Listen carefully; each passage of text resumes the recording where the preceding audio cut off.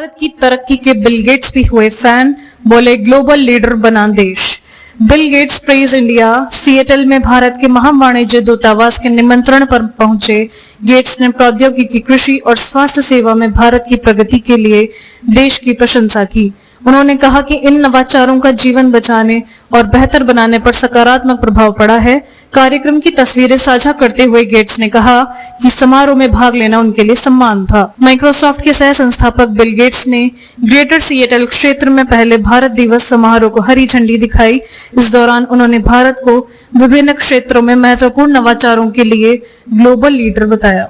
प्रगति के लिए भारत की प्रशंसा की। सिएटल में भारत के महावाणिज्य दूतावास के निमंत्रण पर पहुंचे बिल गेट्स ने प्रौद्योगिकी, कृषि और स्वास्थ्य सेवा में भारत की प्रगति के लिए देश की प्रशंसा की।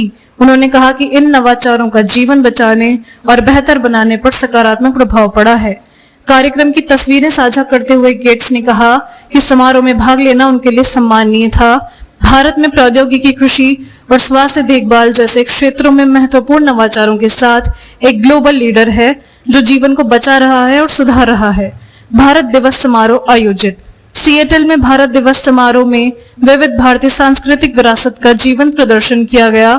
देश के विभिन्न राज्यों और क्षेत्रों का प्रतिनिधित्व करने वाली झांकियां प्रदर्शित की गई, साथ ही सांस्कृतिक प्रदर्शन भी किए गए जिसकी थीम विविधता में एकता थी।